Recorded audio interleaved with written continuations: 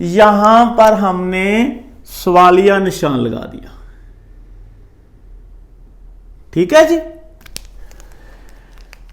अब जब यहां से करंट नीचे आएगी, वेंट्रिकल में आएगी, तो वेंट्रिकल में सबसे पहले जो है ये सेप्टम जो है इसमें डीपोलराइजेशन होगी। उसके बाद वेंट्रिकल का जो बड़ा हिस्सा है उसमें डीपोलराइजेशन होगी, और उसके बाद जब ये डीपोलराइजेशन ऊपर जाएगी तो नीचे वाला हिस्सा, ये एपेक्स और ये बेस, ये एपेक्स वेंट्रिकल का और ये बेस वेंट्रिकल का हो गया। तो ऊपर वाला हिस्सा जो है ये बेसल डीपोलराइजेशन यानी वेंट्रिकल की डीपोलराइजेशन जो है वो 3 हिस्सों में होगी, और इसके नतीजे में 3 वेक्टर जनरेट होंगे। और वो किस तरह से जनरेट होते हैं इसको हम डिस्कस करते हैं। तो सबसे पहले जो डीपोलराइजेशन होती है, ये वेंट्रिकल मायोकार्डियम सेप्टम जो है इसमें जो डीपोलराइजेशन होती है वो किस तरह से होती है, इसको हम यहां डिस्कस करते हैं। ये अलग से हम इसको बना लेते हैं। ये इसका एवी नोड,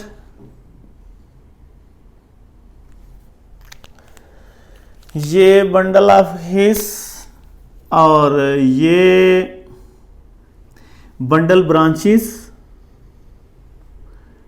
ये बंडल ब्रांचेस, और यहां पर जो है सेप्टल मायोकार्डियम जो है ये वाला हिस्सा, इसका ऊपर वाला हिस्सा जो है वो फाइब्रस है, नीचे वाला हिस्सा जो है वो मस्कुलर है। ऊपर वाला हिस्सा फाइब्रस, नीचे वाला हिस्सा मस्कुलर। तो फाइब्रस हिस्सा जो है इसमें ये होता है कि ये फाइबर जो है, इसको आपने देखा हो कि ये जो तार होती है, बिजली की तार, लोहे की तार, अंदर कॉपर वगैरह होती है, उसके ऊपर कोटिंग हुई होती है, उसकी अपना रबर की कोटिंग होती है, तो उसको वो करंट बाहर नहीं निकलने देती। इसी तरह यहां पर इसके ऊपर फाइबर की कोटिंग होती है, यहां से जो करंट है वो इसके अंदर ही सीधी आगे जाती है, वो बाहर नहीं निकल पाती। तो लिहाजा ये यहां पर फाइबरस कोटिंग होती है, तो यहां से ये करंट जो है वो बाहर नहीं निकलने पाती। तो क्या होता है कि यहां पर नीचे वाली साइड में यहां से कनेक्शन होते हैं इसके साथ, यहां से करंट जो है, फिर से सुने, ये बड़ा अहम पॉइंट है, जो ये सेप्टल रीजन है वेंट्रिकल का, इसमें ऊपर वाला हिस्सा जो फाइब्रस है, नीचे वाला हिस्सा मस्कुलर है, और यहां पर ये जो बंडल ब्रांचेस निकल कर आके जाती हैं प्रकंजिया रीजन में की, तो इसमें जो डीपोलराइजेशन है वो नीचे से शुरू होती है और बाईं साइड से शुरू होती है।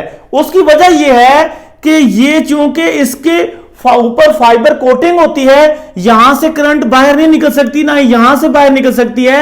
ये जो कनेक्शन है यहां नीचे की तरफ, सिर्फ करंट यहां से निकलेगी और इसको इन टिश्यूज में डीपोलराइजेशन का अमल जो है वो शुरू हो जाएगा। तो जब ये डीपोलराइजेशन का अमल यहां पर शुरू हो जाएगा इन सेल्स में, तो क्या होगा कि पहले ये नीचे वाले हिस्सा जो है ये डीपोलराइजेशन होगी, फिर ये पहले ये नीचे वाला हिस्सा, फिर ऊपर वाला हिस्सा, फिर ये ऊपर वाला, ये ऊपर वाला। तो ये जो करंट है जब नीचे से इसमें दाखिल होगी तो ये डीपोलराइजेशन की लहर ऊपर को जाएगी और दाईं साइड को जाएगी, ऊपर को और दाईं साइड को जाएगी। डीपोलराइजेशन सिर्फ और सिर्फ ये यहां से डीपोलराइजेशन के कनेक्शन है नीचे वाला हिस्से से और बाएं वाली साइड पे। यहां से जब डीपोलराइजेशन का अमल स्टार्ट होगा तो डीपोलराइजेशन ऊपर को जाएगी और दाएं साइड को जाएगी। तो यहां पर जो पावर वेक्टर पैदा होगा वो इस तरफ ऊपर को और दाएं साइड को होगा। तो ये जो वेक्टर हैं ये सारे इकट्ठे होके तो एक वेक्टर जो है ये पावर वेक्टर बन जाएगा इसका। और ये पावर वेक्टर जो है ये निस्बतन जो है ये वेंट्रिकल सेप्टम जो है वो निस्बतन इसकी निस्बत छोटा हिस्सा है।